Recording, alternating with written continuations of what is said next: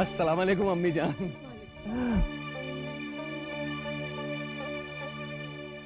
जीते रहो बेटा।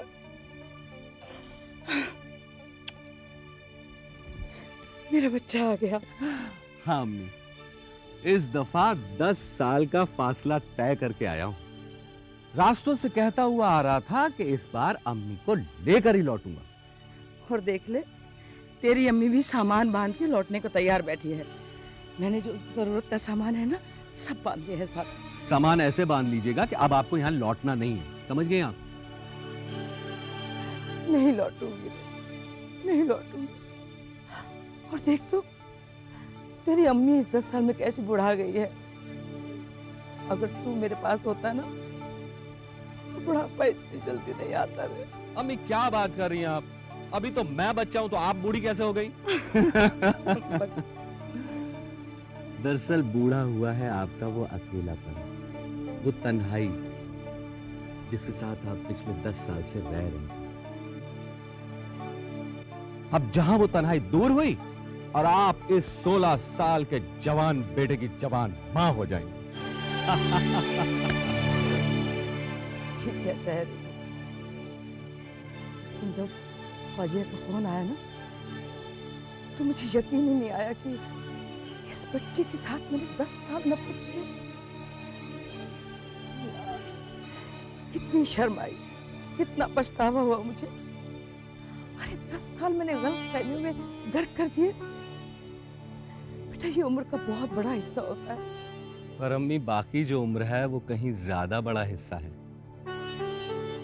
गनीमत है कि गलत फहमियां पूरी उम्र नहीं निकल पाएंगी, वरना इनका इरादा तो कुछ ऐसा ही। बेवजह का मनमुटाव, सीधे मुंह बात भी नहीं की उससे।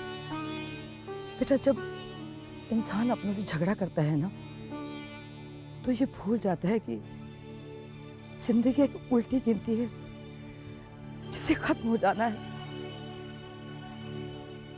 अम्मी, पिछले 10 साल जो हमने गंवाए हैं उनको भी साथ रहकर हमें जीना है। यानी हर गुजरते लम्हे को हमें दुगना करके जीना है ना? अरे तेरी फौजिया ने तो मेरा दिल जीत लिया है बेटा। अब उन 10 सालों की नफरत और कड़वाहट को दफन करके हमें नए सिरे से जीना है। अरे देख तो थका आ रहा है और मैं 10 साल के किस्से लेकर बैठ गई हूँ। चल, मैं तेरे लिए चाय बना कर लाती हूँ। अच्छा, वो तो ठीक है। अम्मी, वो साहिल कहाँ है? अरे अभी तो यही था, यही होगा बेटा। अच्छा।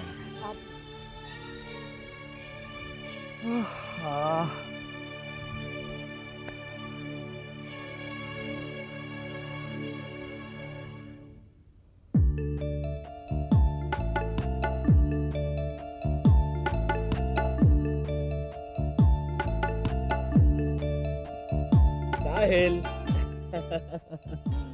क्या अकेले क्या कर रहे हो? बैठा हूँ। क्या मैं आपके साथ बैठ सकता हूँ? मुझे अकेले बैठना अच्छा लगता है। मगर आपके अब्बा को तो आपके साथ बैठना अच्छा लगता है। क्या बात है? इतने चुप चुप क्यों हो? कुछ बोलते क्यों नहीं? मेरा दिल नहीं कर रहा बोलने के लिए। अच्छा भाई, ठीक है। जब आपका दिल करे तब आप बोलिए, ठीक है? तब तक मैं आपसे बात करूँ। अच्छा, अब आप एक काम कीजिए, जल्दी से अपना बैग पैक कीजिए। मैं आपको बॉम्बे ले जाने के लिए आया हूँ। मुझे बॉम्बे नहीं जाना है।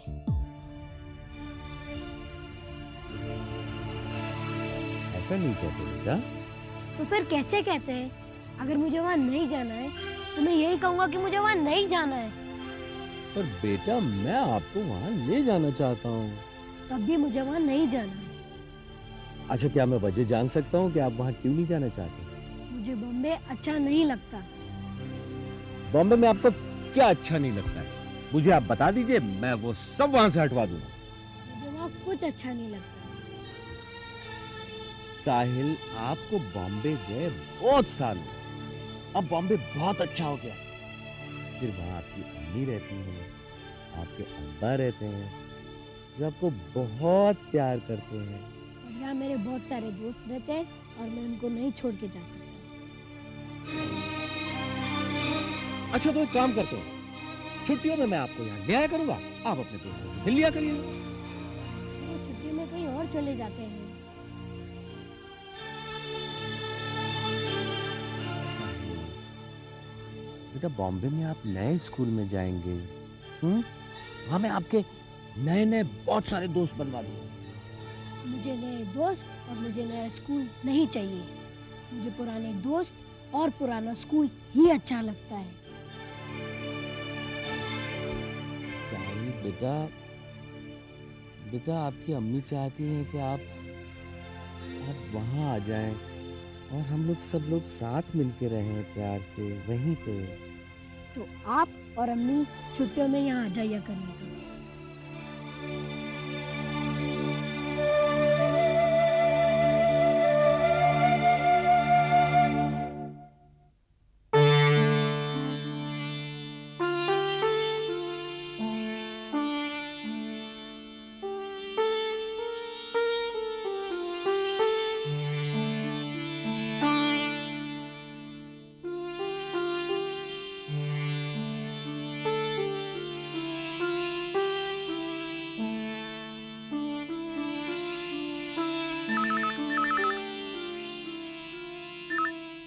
Hello hello Fauzia.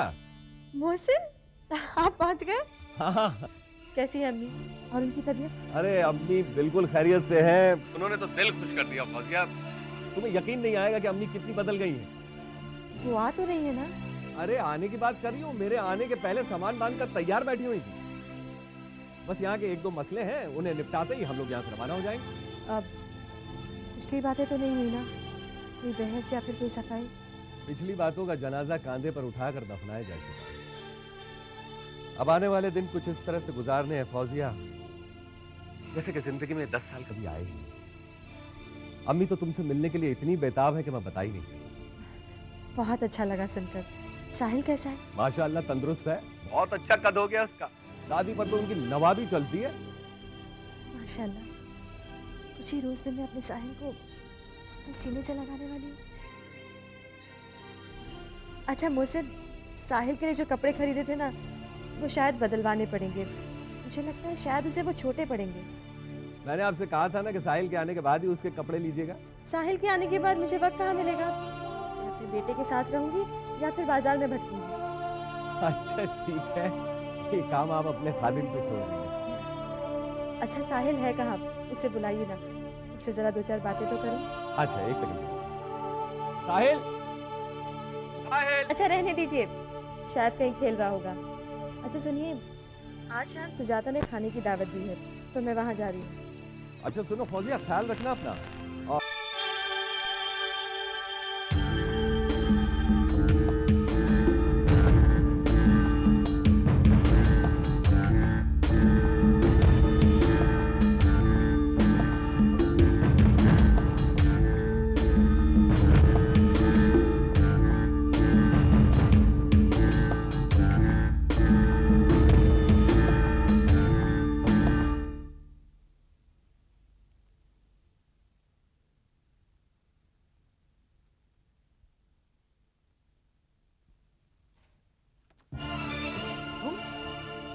तुम यहाँ क्या कर रहे हो?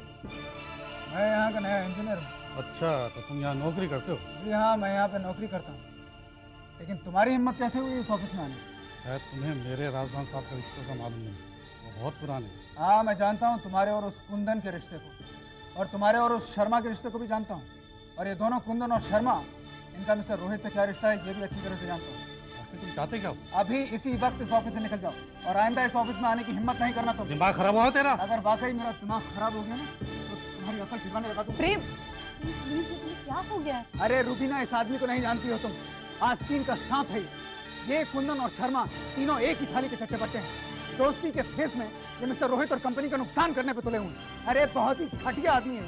जबान को लगाम दो। अरे जबान तो लगाम रखा है, अगर यहाँ से नहीं गए तो क्या कर लेगा तुम? हैं? ये ऑफिस तेरे बाप का नहीं है? तो क्या तेरे बाप का है? बात करने की जमीन नहीं है इस आदमी को। हेलो ये चिल्लाने की आवाज किसकी है? सर, मिस्टर प्रेम और मिस्टर आहूजा पता नहीं। एक काम कीजिए, दोनों को फौरन इसी वक्त मेरे दफ्तर में भेजिए, इमीडिएटली। ये सर। सर आप दोनों को उनकी कैबिन में बुला रहे हैं। चलिए। चल बताता हूँ किसके बाप का है।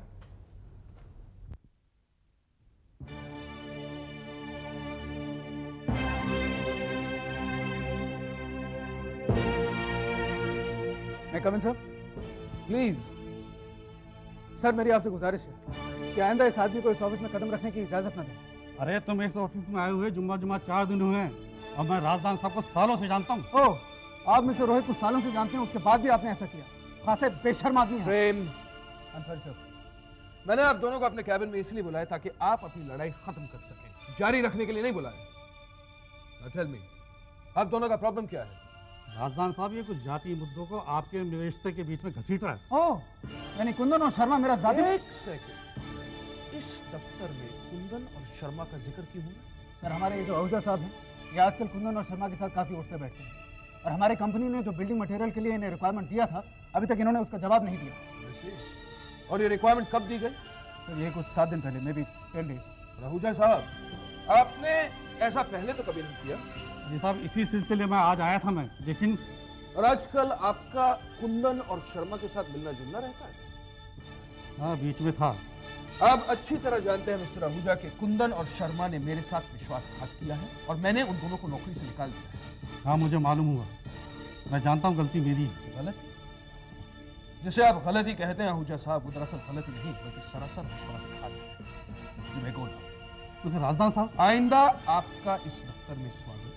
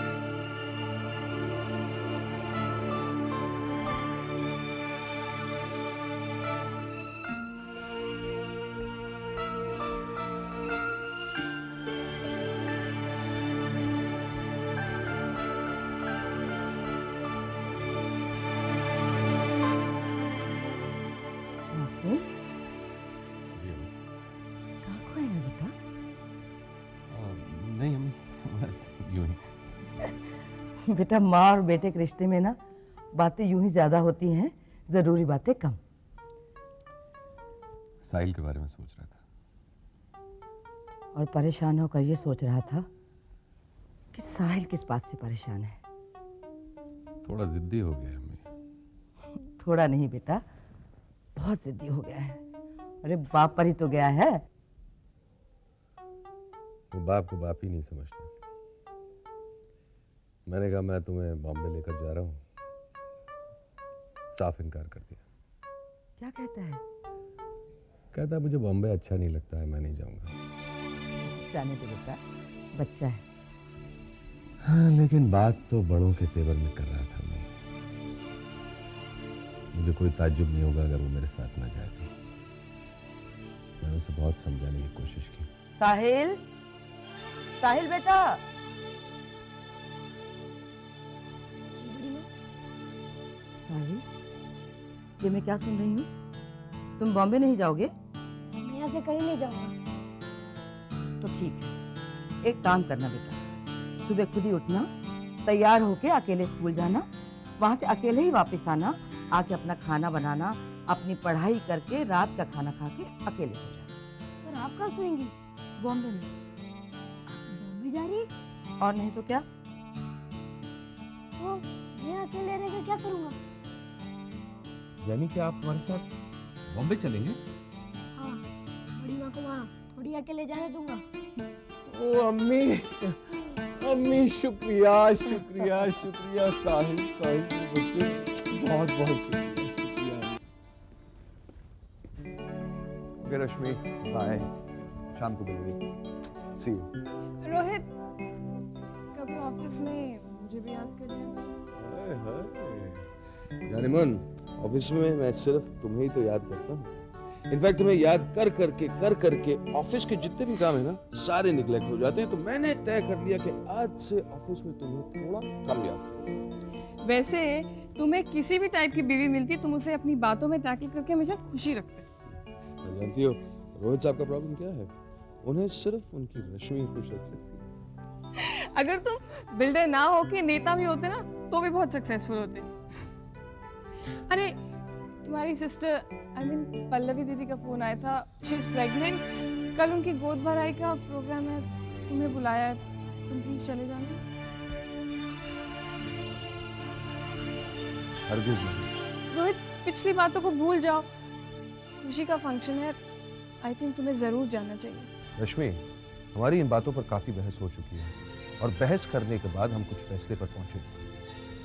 पिछले 2 साल से हम इन्हीं फैसले के मुताबिक हमारी जिंदगी जी रहे हैं और आगे भी जीते रहेंगे। कुछ वक्त के बाद अगर फैसले गलत लगने लगे तो उन्हें बदल देना चाहिए। यानी कि अब तुम्हें फैसले भी गलत लगने लगे? हाँ, मुझे लगता है कि रिश्तेदारों से अलग अलग जीना भी कोई जीना है।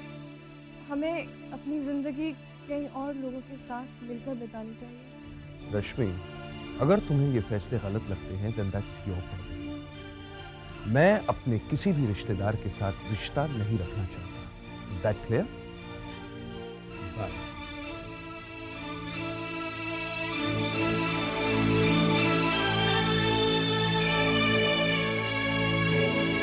कुंदन साहब, आजकल आपका नाम बहुत चर्चा का विषय बना हुआ है। अच्छा, मैं और चर्चा में? हमें चेयरमैन साहब ने अपने बंगले पर बुलाया। उस बुढ़े शाह ने? ऐसा लगता है कि दोनों तरफ बराबरी की मोहब्बत है।